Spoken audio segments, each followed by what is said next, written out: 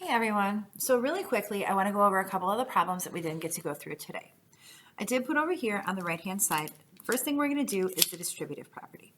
So this one we don't need to use the distributive property. So this one we can actually use our pretty colors on. So we know that we're going to do all our things with variables. We're going to do S, or we're going to do blue. And then all of our non-variables are going to be in pink. And remember that minus sign, that subtraction sign, turns that 10 into a negative 10. So our distribution, the first thing we're going to do is we're going to multiply 3 times 6, which is 18. Then we're going to multiply 3 times negative 2, which is negative 6s.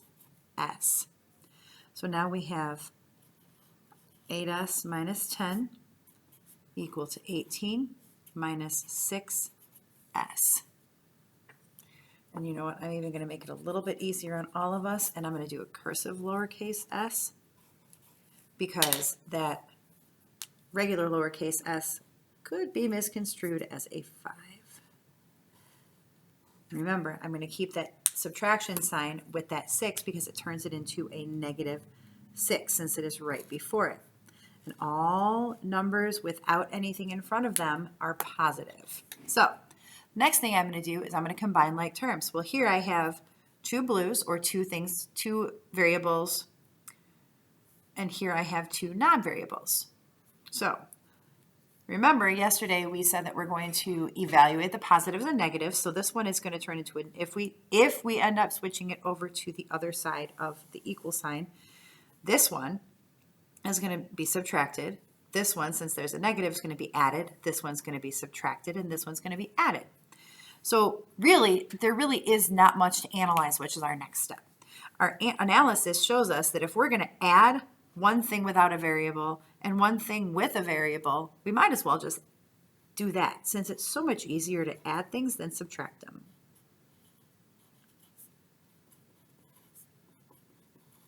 Now, I took these two steps and I combined them into one. So this cancels itself out. This cancels itself out.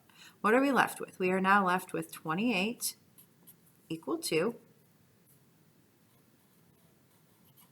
14s. Now, we are going to solve for s, since not that we need to do this because we're on our final step, but just to be consistent, we're going to use our pretty colors. Okay, 14s equals 28. 14 and s are currently being multiplied. The only way to get rid of it, that 14, and get that s by itself, is to divide both sides by 14. Because what I do to one side, I do to the other. And I didn't go over that on this last step.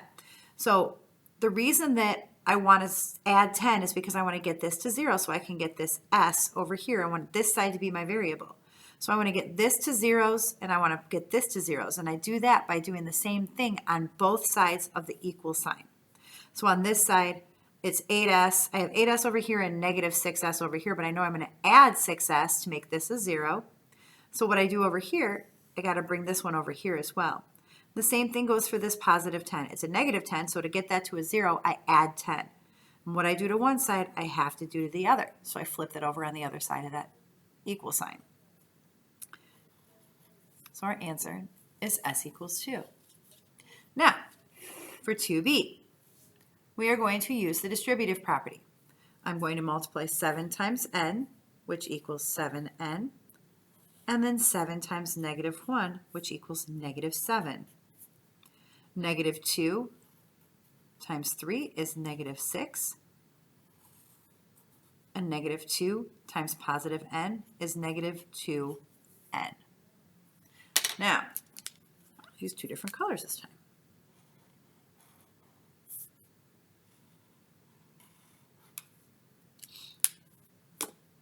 Now, I'm going to keep this subtraction sign with that 7.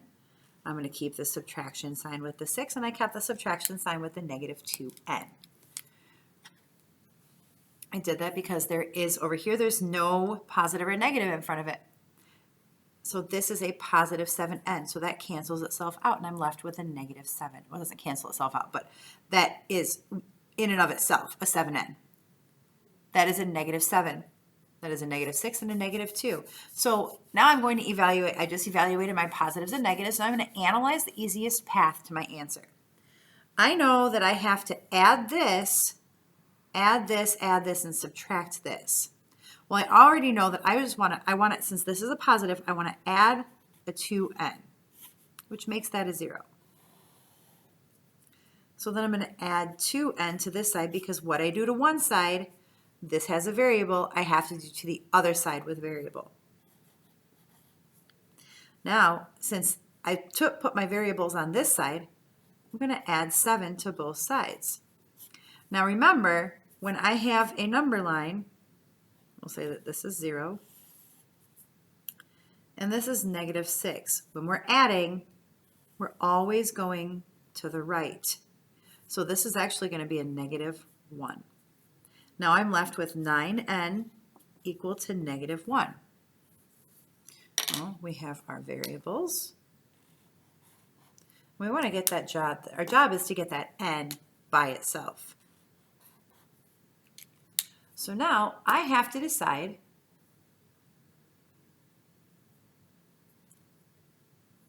hold on. That's a +1. I was super confused there for a minute. Okay, it's a +1 because if I'm at 6 and I move 7 to the right, it takes me to +1. Sorry about that.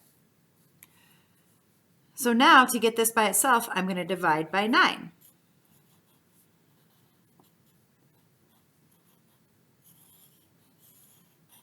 So n is equal to 1/9.